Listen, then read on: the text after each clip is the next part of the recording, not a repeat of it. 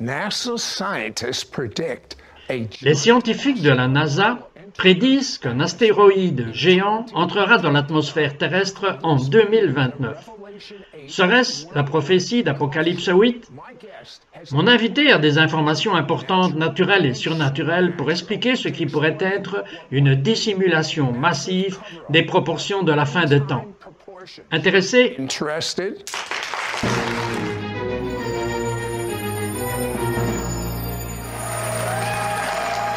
Je vais vous dire, j'attendais avec impatience cette interview spécifique et je vais vous dire pourquoi.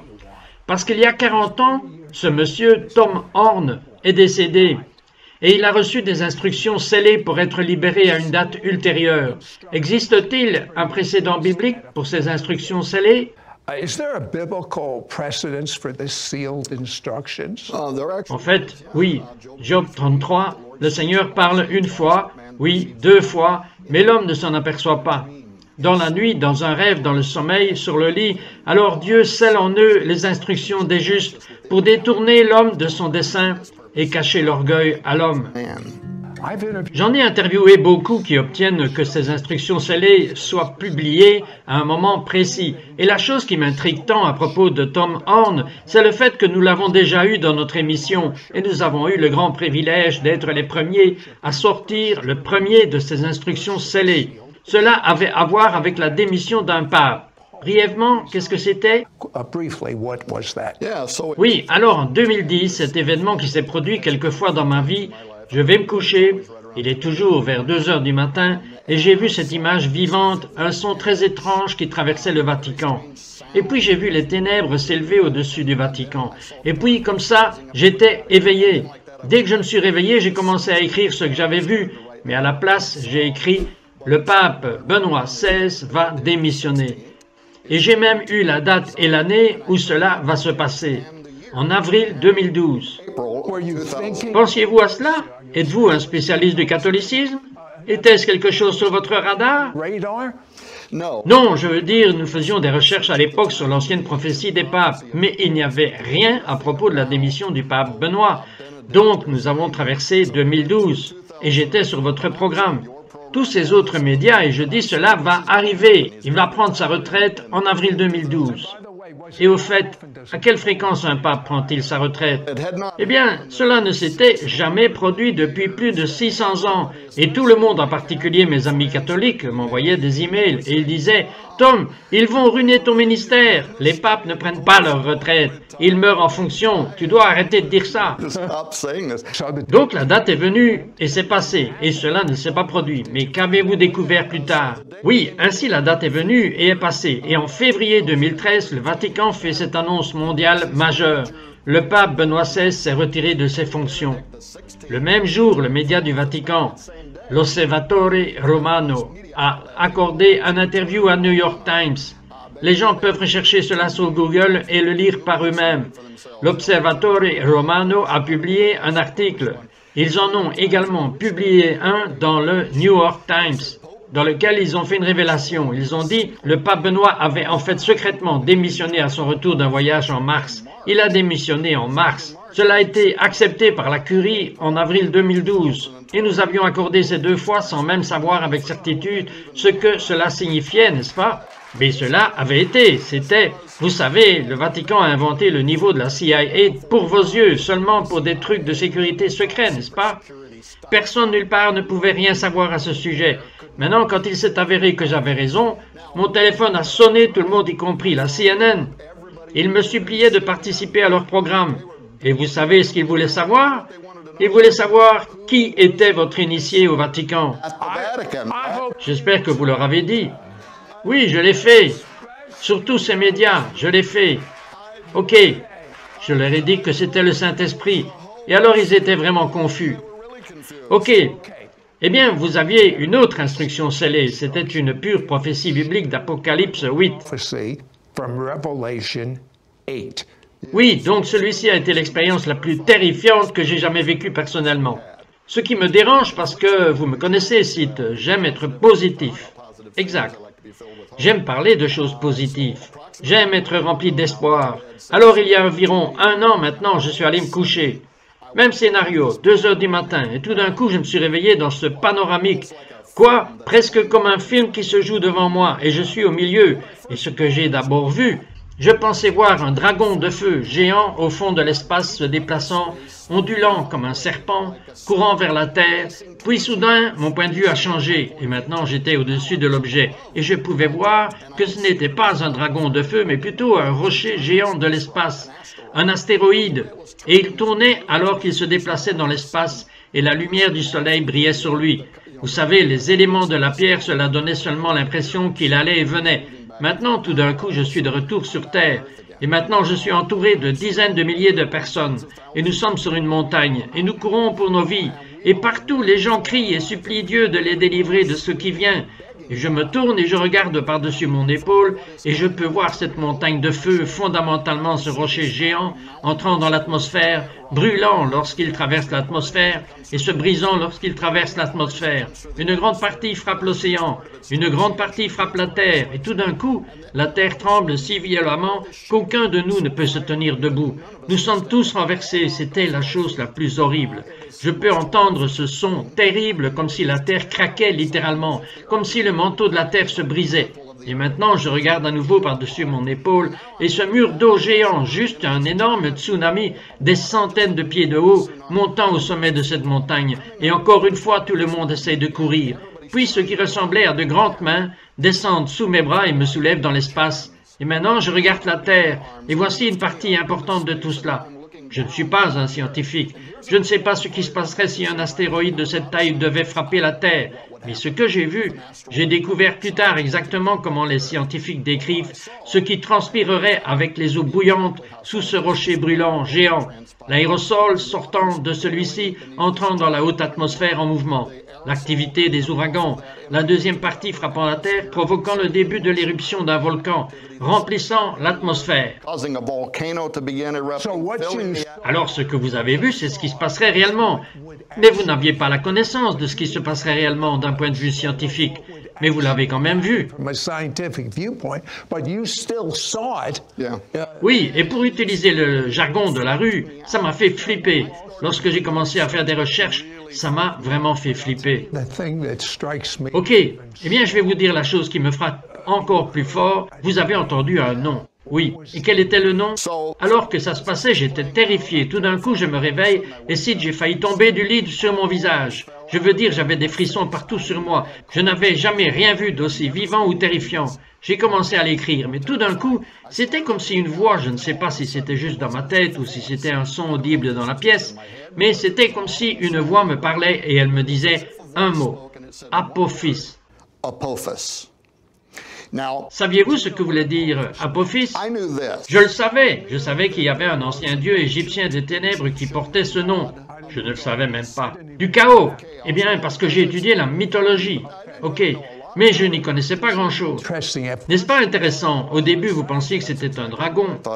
C'est exactement ce que je pensais avoir vu. Maintenant, l'autre chose que je savais, et je ne savais presque rien à ce sujet, c'est que je savais que la NASA avait découvert un astéroïde en 2004 qu'ils ont nommé Apophis. Et c'était essentiellement tout ce que je savais à ce sujet.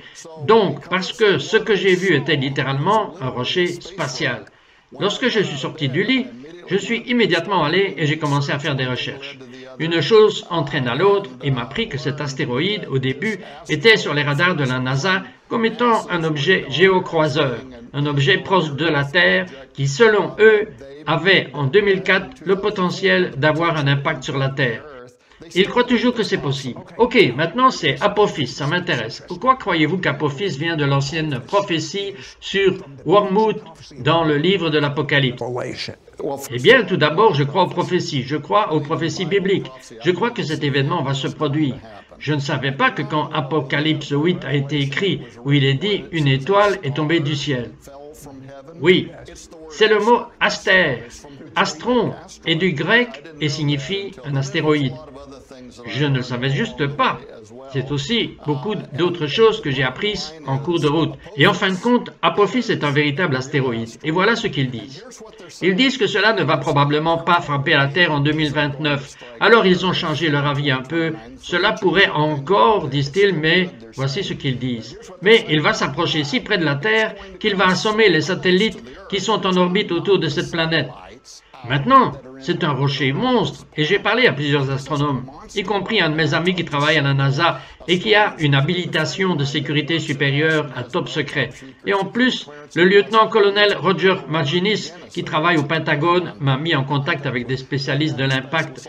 Tous ces scientifiques, et ils ont dit qu'il n'y avait aucun moyen au monde de dire qu'une pierre se déplaçant à 28 000 miles à l'heure à travers l'espace devrait couvrir des dizaines et des dizaines de milliers de kilomètres avant qu'il n'arrive ici dans 9 ans, et qu'il va être si proche qu'il va assommer les satellites, et pourtant, d'autre part, être assuré qu'il ne va pas frapper la planète. Ils ont tous dit que c'était de la foutaise, c'est un camouflage, voilà ce que je crois. Je le crois parce que je l'ai vu.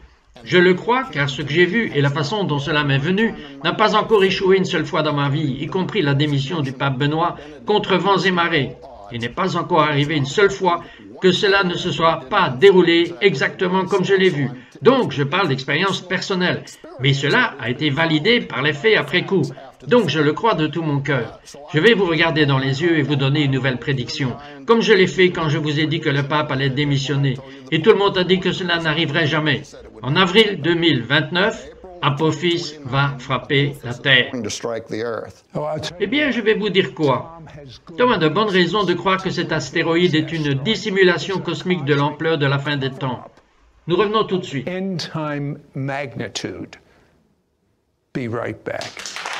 Les rites et les formes ne doivent jamais, écoutez-moi bien, ne doivent jamais dépasser la raison pour laquelle ils ont été donnés. Si les rites et les formes dépassent en valeur, en puissance et en force la raison pour laquelle ils ont été donnés, nous tombons dans la religiosité.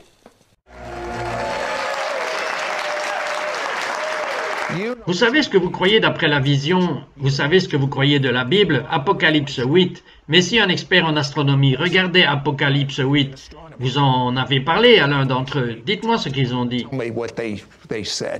Oui, en fait, j'ai eu 2 astronomes différents qui m'ont dit que je ne lisais même pas correctement Apocalypse 8, que les 4 premières trompettes sont les 4 étapes d'un événement singulier.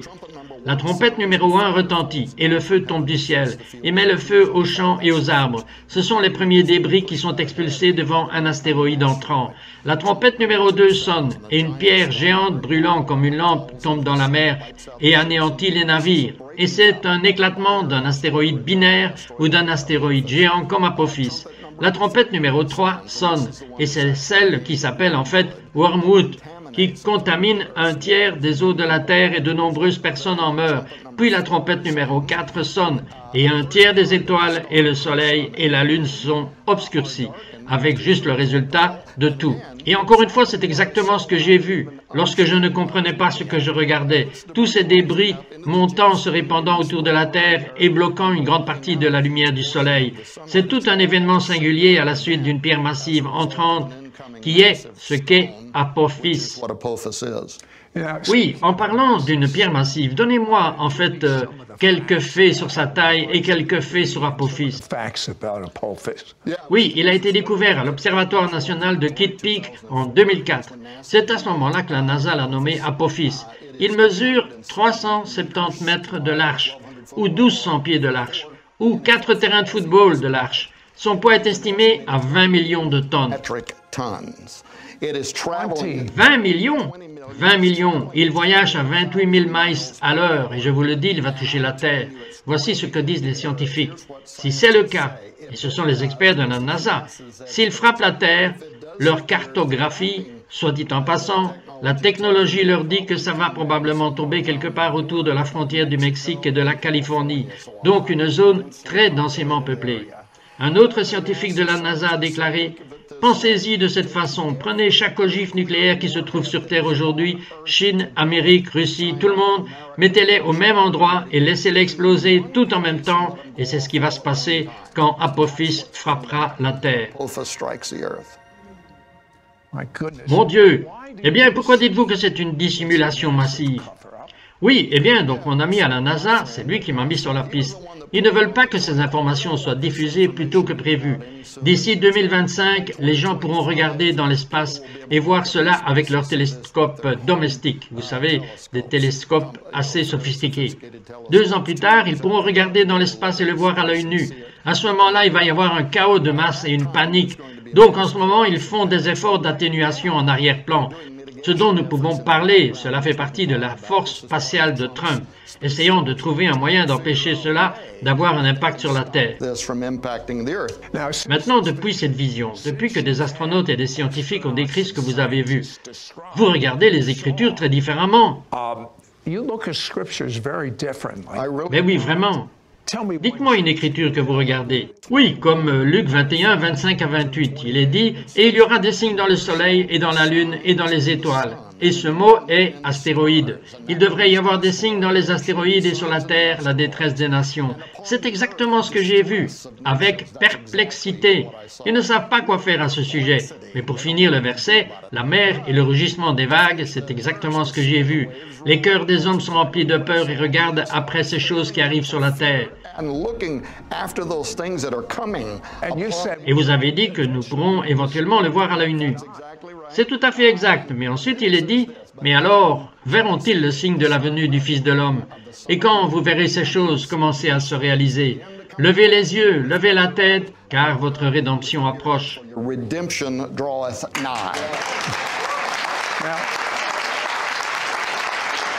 Maintenant, lorsque j'ai entendu le président Trump annoncer qu'il créait une nouvelle branche de service, la force spatiale, comment cela s'intègre-t-il ou qu'est-ce qui vous fait penser que l'un des agendas était cette prophétie de Wormwood?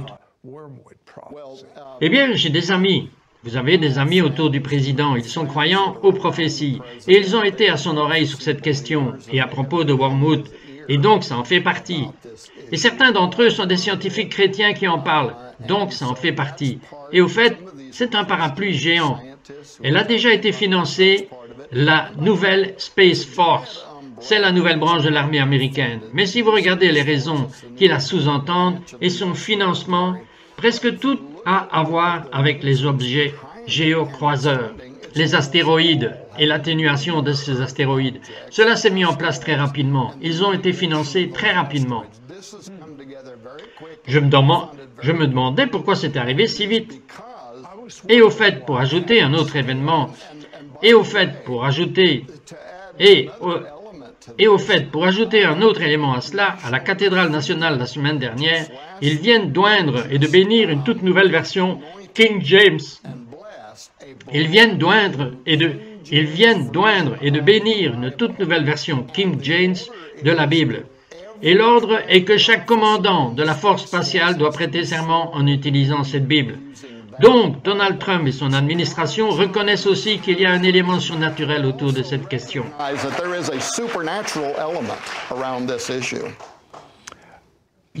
Vous croyez que cela pourrait provoquer un tournant mondial vers Dieu?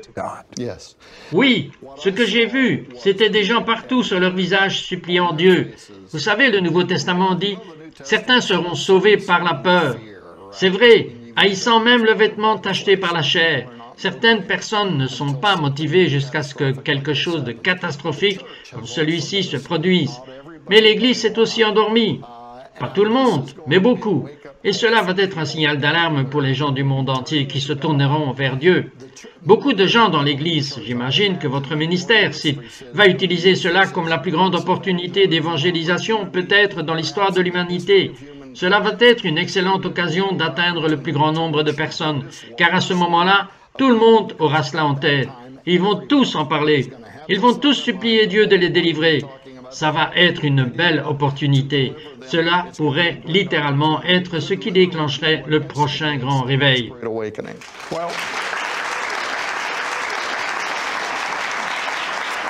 Eh bien, Tom, vous dites, sur la base de votre étude de la Bible, qu'il y a une lueur d'espoir. Pourquoi dites-vous cela?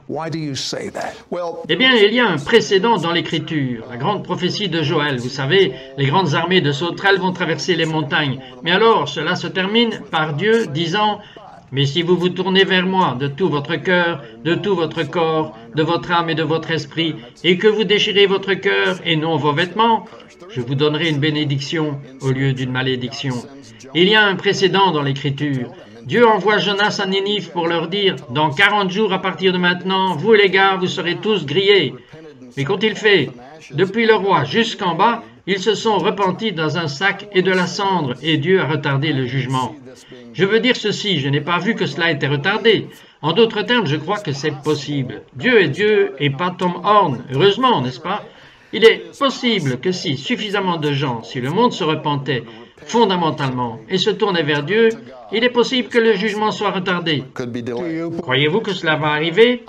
Non, je crois avec toute la certitude que je peux avoir que ce vendredi 13 avril 2029, Apophis va accomplir la prophétie de Wormwood d'Apocalypse 8, et cela va avoir un impact sur la terre. Je sais que le paradis est réel. Je sais que l'enfer est réel, et les descriptions de l'enfer des personnes qui ont visité pour revenir pour être témoins de sa réalité. Cet astéroïde n'est rien comparé à l'éternité séparée de l'amour de Dieu. Je veux que vous disiez une prière et que vous la pensiez au mieux de vos capacités. Répétez après moi à voix haute. Cher Dieu, je suis un pécheur dont je suis tellement désolé. Je crois le sang de Jésus, le précieux sang de Jésus, lave mes péchés. Et à tes yeux, je suis propre. C'est si bon d'être propre. Et maintenant que je sais que je suis propre, je demande à Jésus, sois mon Seigneur et Sauveur. Jésus, viens en moi. Amen.